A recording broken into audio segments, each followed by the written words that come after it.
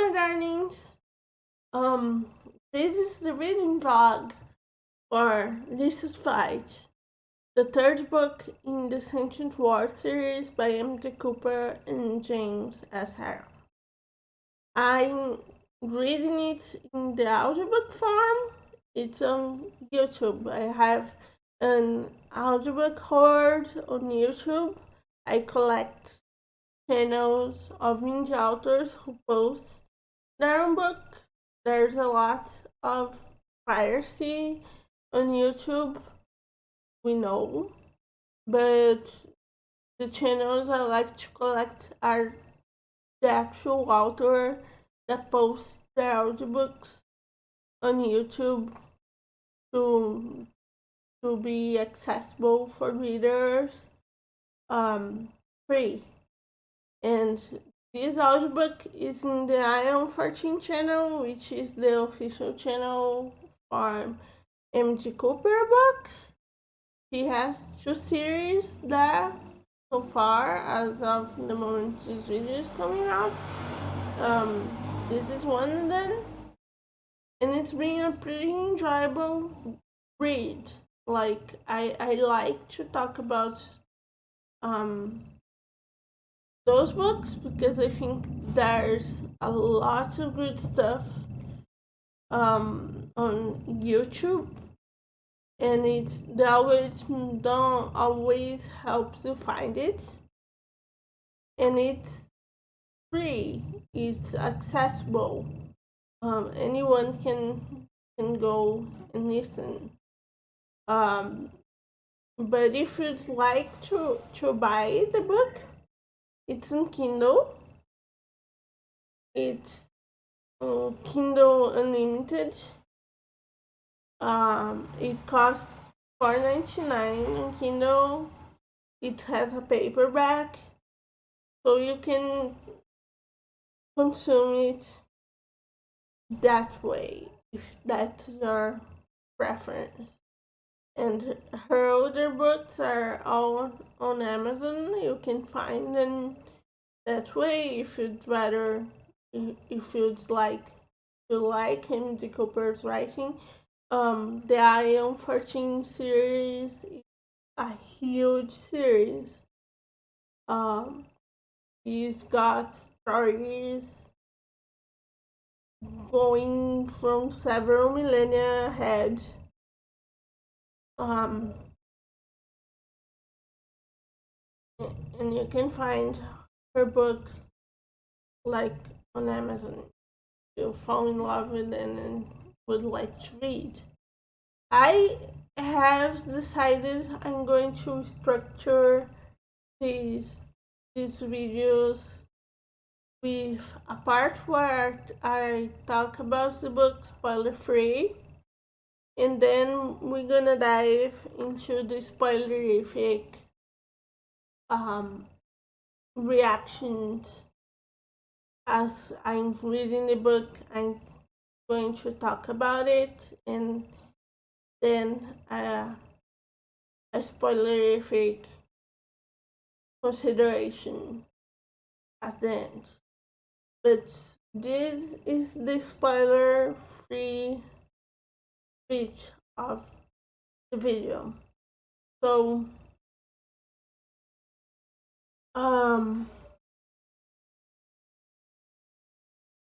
I really enjoyed this book. It was a very action-packed book. M.D. Cooper and James S. Harrow write very good action, so the action beats were delightful, but I'm not gonna lie, I didn't care about some of the conflict, some of the main objectives of the conflict. There are threads of the story that I care more than others, but this fact did not hinder my enjoyment of this book. I'm pretty invested in Andy's family. and the world building in this series is fantastic. Like, each of the books talks about a bit of the solar system, and it's remarkable research and world building. I love it. It's really immersive. I want to live in this world. Like, it makes me wanna go write for fiction about this this part. Um, I actually I'm reading it as a writer. I actually taking notes of stuff, especially action scenes, because I think there's a lot to learn for me from this show. It's pretty delightful book. There are some elements that you keep guessing, like, okay, this is gonna go this way or that way, and there's a few twists along the way that are pretty satisfying to read about. Um, and the characters are pretty enjoyable. They are. If you're reading the book 3, you already read the other books, presumably. The characters are still delightful, and I will defend Tim to my death. I love this little kid, but he's a lot more. A lot of things happened um, with Tim in the series. Like, if you read the last one, you saw the end, and you're like, "What's gonna happen?" And I was like, "What's gonna happen?" And lots of things happened to Tim, and I wish Tim, I wish to protect Tim. Tim, I like him just the way he is. I think he's delightful, and I won't stand for Tim Snyder. Um, and yeah, this is my spoiler free, so I don't feel comfortable giving a rating. I talk more about this in the final portion of the video, but my verdict is that I enjoy it. And this is my spoiler free section of the video. So I'm going to leave you now with um reading Chris and in the spoiler section of the video. So if you don't want spoilers, if you want to read without spoilers, click away now. But if you don't care, if you don't care or have already read it, stick around. We're gonna talk about the book some more. See you! Good morning, my darlings. It's 5 a.m. again. This is me reading LYSSA'S Flight, the third book of the Sentient Wars by M.T. Cooper and James L. So this one is being a bit interesting. I listened to 2 hours of it and haven't thought of recording because what is happening is I'm so invested in Chin's rescue. I wanted so much that they go in and rescue Chin, especially before Heartbridge experiments on them, since the route Calcraft seems to want to go with Chin. that I don't care about the stuff in the middle. So I'm reading, like, I listen to the audiobook, but I don't care about the hacking the ship and making up a little armada to go after Heartbridge. And I'm thinking I might be a little burnout on binge reading all those books, and I might have to take a little break to start to be able to savor the books again. So if this video takes a little longer to come out, that's what happened. But still enjoyable book. Enjoying Brit and Andy dynamic. They are the ideal battle team. They work very well together. I like that they addressed a little bit the love triangle. Brit saying that she wasn't in love with Andy anymore and stuff. She's in love with Andy, but she's still jealous of Andy. So make up your mind, girl. You don't want the boy, but you don't want anybody else to date the boy.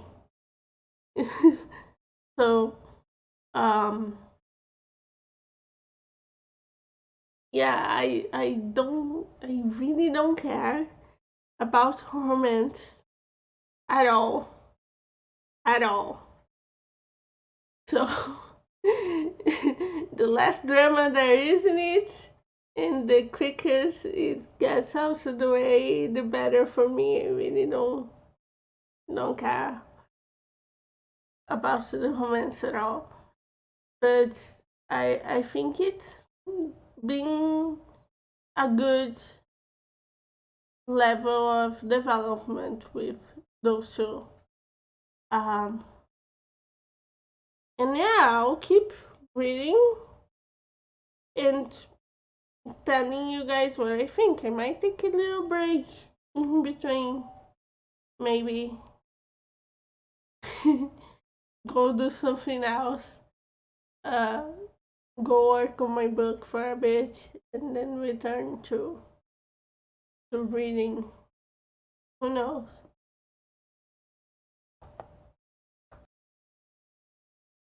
So I read a little more of LYSSA'S Flight. They finally got to rescue Jean.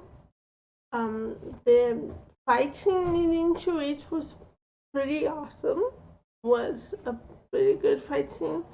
And I was invested again because I was really invested in them going to rescue Jean, and yeah, it was kick-ass. It was excellent. And then they actually got Jean, and this thing of researchers got Jean wired into a computer, and they were doing things to him, and Bridge just flew off the handle and started shooting people that knew how to unwire her son from the equipment. And she shot a guy in the face, and her weapon blew his head. And I was like, okay, but how do you intend? We've been through this in the H221 facility. Bridge unplugged a kid from the machine, and the kid didn't make it. Like, it wasn't a good idea to unplug the kid. So I was like, how are you going to do this? Who is going to unplug Tim? And Carl Craft pointed it out to her, like, you're lucky that I know how to unplug your kid, because you're not going to be able to unplug your kid safely. And bridge is physical craft, so she shoots at him too. He escapes because he has plot armor. He misses, but he escapes. And yeah, now they have this machine that's finishing a process, and they have to unplug him because there is there are lots of drones coming to get them, shoot them down. And they unplugged him before the process is over, and whatever it did, it wasn't the right time because Ting is catatonic. So at the point in reading, it's been a few days and Ting is still catatonic. And I'm like, dude, I care about Ting. I don't want him to become a vegetable. And I actually don't know, looking from here, if this is this kind of book. If we're gonna have Ting become a vegetable. And I'm worried, I'm concerned. It's concerning. So I'm gonna read more and find out and come back to you guys. Hopefully this Ting being catatonic thing doesn't last long. I'm already longing for the days where he was troublemaking and making his dad get a dog on the Mars ring.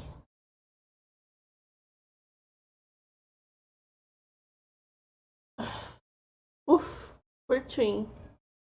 I got to the part where they took Ting to a clinic and they lied, saying what happened to him is a concussion. And of course, the lie didn't fly. You shouldn't lie to your doctors, even if you're doing something questionable.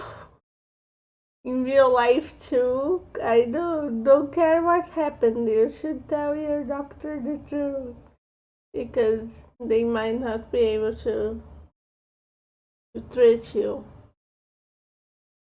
So the woman realizes it's not a concussion. What happened? But she has no parameters for what happened. Um, there's no cases like it. And so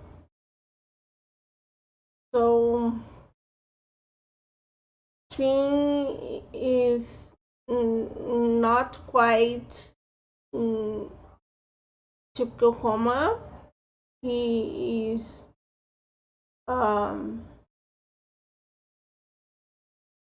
he is dreaming, but he's awake, sorta. And they try to wake him, and it has no result. And they are looking into Ting living like extra 10 years with comatose equipment to exercise his muscles. And it's just fucking sad, dude. It's horrible. I hope this is not this kind of book. I hope we can save Ting. Because this is just, dude, this is just fucking horrible.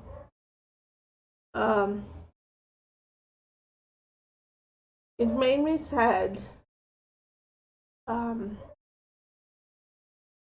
So they went. I thought kind of cute that Andy didn't let um Kara's birthday pass without a party, but it's just freaking sad and messed up everything that's going on. And Brit finally had a wake up call that she could be here the whole time and that she's missing time with her kids. Like she's an absent parent, and that's a toxic cycle um, that she's falling on. So it's very interesting to see Brit go through this. So yeah, I'm really sad for Chin. I hope this is not the kind of book that has a sad ending. I don't know. I haven't read any of the other I Am 14 books. I haven't read any of James S. Aaron books. And M.G. Cooper books, so I don't know if they usually do sad endings.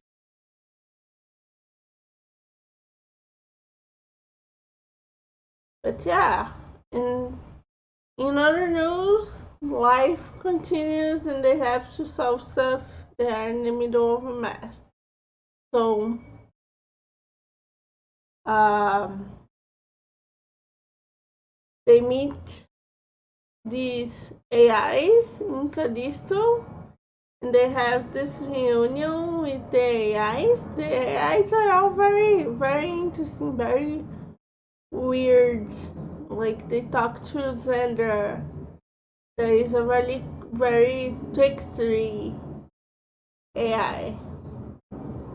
And they are trying, Xander's trying to pull a heist on a heartbreak ship and move things around so, and the humans don't know if they trust the AI or if they don't yet, so it's up in the air.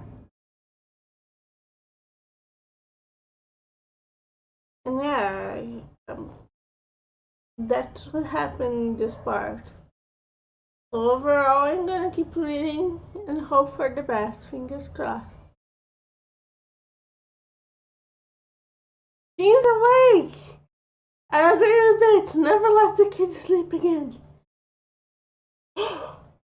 I saw he lived. He isn't going to die in a comatose state. Like, phew. I think I mentioned before that Chin read as a child with autism and ADHD. Now he reads as a child with autism and ADHD that was medicated. So he still don't have much social skills, but he's more focused and more calm. Um, so I guess whatever Heartbridge did to his brain altered his brain chemistry in a way that made him calmer in general. The dog is beeping. This dog is a Chekhov gun waiting to be used. Like something's going on with the dog. Who is following that around? This little sister, I need to know who. I need the pirates to attempt a boarding just to get frustrated by Lisa's many drones. Lisa's small drone fleet that is accompanying them. Um, And Lisa has been proved to be very good at multitasking. I'm surprised at how many things she can do, and I am totally invested. And I invested in the stealing of the ship of the Resolute Charity. They are stealing for Alexander. But I am invested in Lisa um, bringing the three AIs along with a dating scene to keep them busy and keep them from taking back control while Andy and everybody's on board. That's been very entertaining. So yeah, it's been pretty a pretty interesting piece of the book so far. Um, and I'm not giving much attention to the stealing of the Hazel cherish because I care less about what Alexander is gonna do with a ship than I care about the implication that someone has been pulling the strings all this time with Dr. Jackson and implanting AI and then Gobo Stars and then across the stars, and that someone is probably Alexander. So I'm like, how is Alexander managing all this? Managing this whole. He is managing the Solar Sister. He's got contacts in inner soul, outer soul. He's been pulling some mad strings here.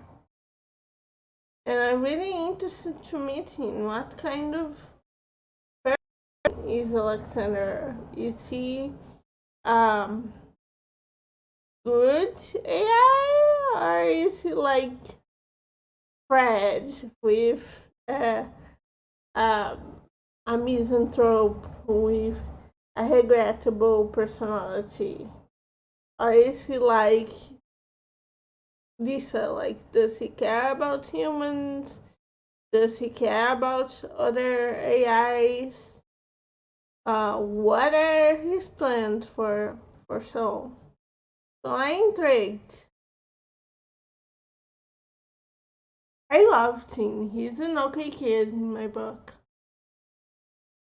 I finished reading Lisa's Flight, and what a delightful book! The last bit of the book was very action packed. Um, there was lots of things going on, and I love the twist that the transmitter in the dog's spine wasn't used to attack the Checkers dog, as I call him, wasn't used to attack Sunny Skies. Was used to attack the Resolute Charity.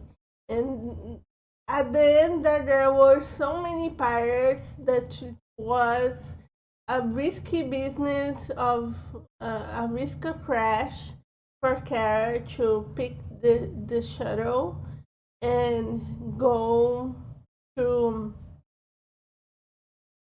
from her ship, a little distance from her ship to the Resolute Charity. And it was pretty awesome. It was a pretty awesome sequence. Um, I am a bit disappointed in Brit that she learns nothing. She left again to chase some higher priority, that she has and left her kids and here again she says she is going to come back. But I don't know.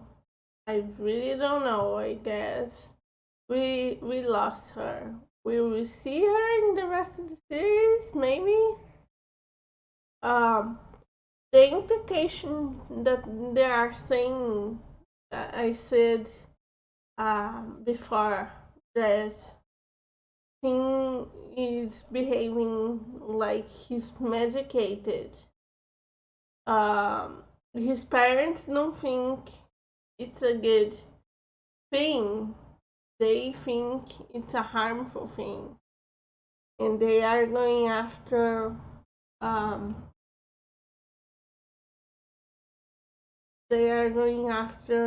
Calcraft for answers. And they're not gonna get answers because Calcraft doesn't have answers. He's an anomaly. He wasn't supposed to have survived an interrupted process. And all the players are making their moves, and we are all imagining what the hell Alexander wants. It's looking kind of ominous. So the pieces are on the board. We have 2 more books, so I'm guessing the next book is Saturn. The books are following a pattern of having one big travel point for each book. Book 1 was Crunia, book 2 was Mars, book 3 was the Jupiter moon. So I guess book 4 is Saturn, and book 5 we actually get to Neptune, Proteus.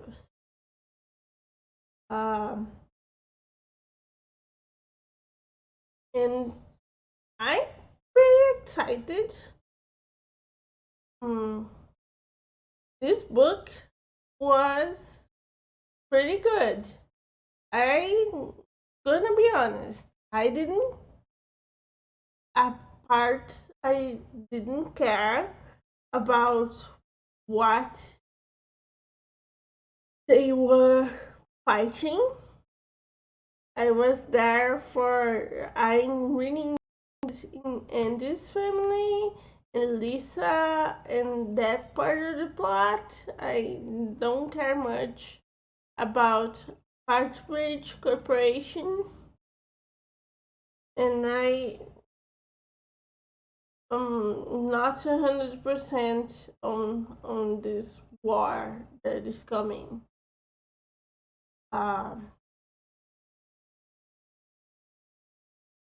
My whole investment is in Andy and his family, but it was still an enjoyable book.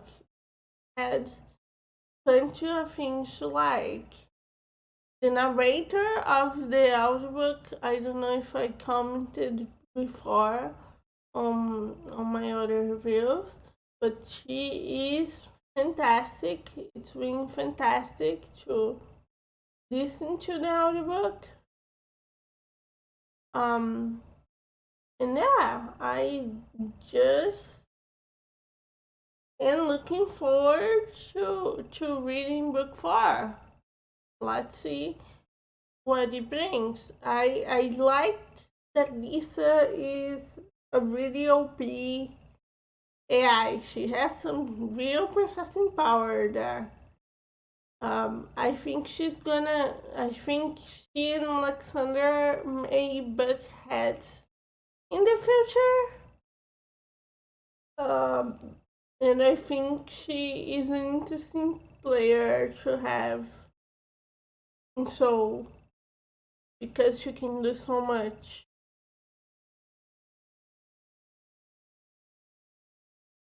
Yeah, this is, as always, I don't feel comfortable rating the books. I know ratings are subjective, and I imagine some of you guys watching me, guys, girls, and non-binary balls watching I'm a bit disappointed that I don't rate books, but I don't feel comfortable. I read these books as a writer to learn. And let me tell you, I learned a lot. I'm taking notes about the fight sequences in this book because I wish I could write right now fight sequences as good as M.D. Cooper and James Aaron wrote for this book. But I don't feel comfortable rating them because you never know.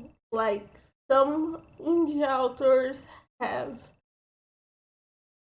a pretty big success and have a budget to invest in their books, and some indie authors are doing this from their mom's basement with like one overworked editor, and that's it. To proofread things, and that's it.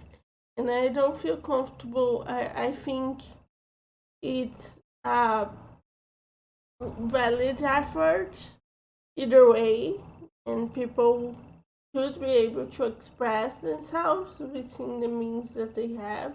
But I don't think it's fair to compare um, indie books because both situations. I'll say that I liked it. It's a pretty good book. Um, I recommend it. And I see you guys on the next. I don't have a ending for the videos. I'll see you guys in the next book. Bye bye.